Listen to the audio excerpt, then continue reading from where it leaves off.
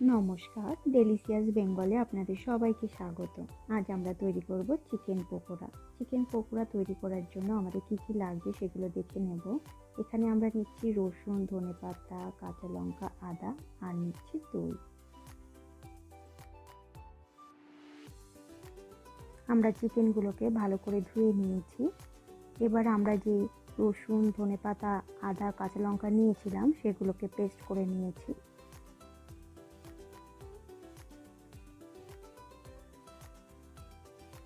আর এর সাথে নিচ্ছি আমরা 3 চামচ দই।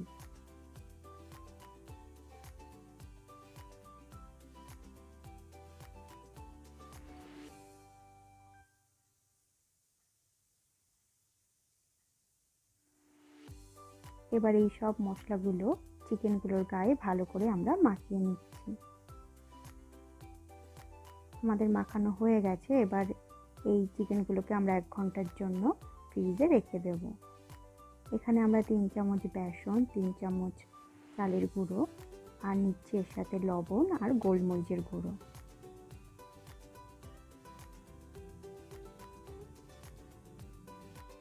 আমরা এইগুলোকে এবার ভালো করে মিশিয়ে নেব।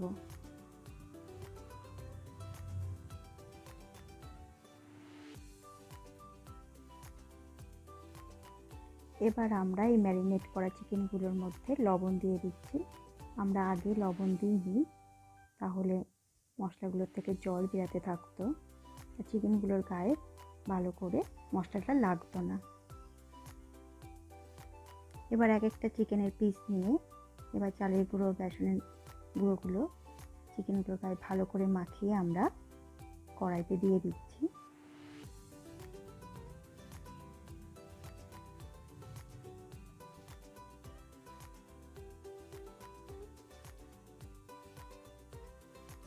দু পিটি ভালো করে চালের গুঁড়ো, বেসন ভালো করে মাখিয়ে দিতে হবে। চিকেনগুলো ভাজার সময় আমরা গ্যাসের ফ্লেম লোতেই রাখবো।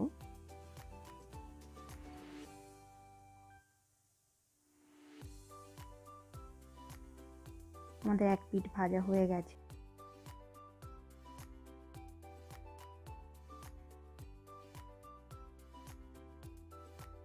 দু পিঠই ভালো করে লাল লাল করে ভেজে নিতে হবে।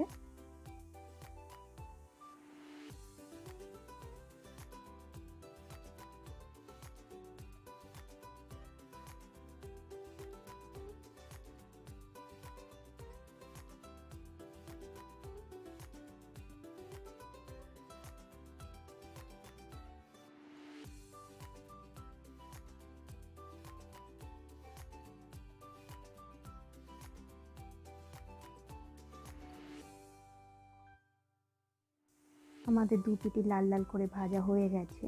এবার এগুলোকে আমরা তুলে নিচ্ছি।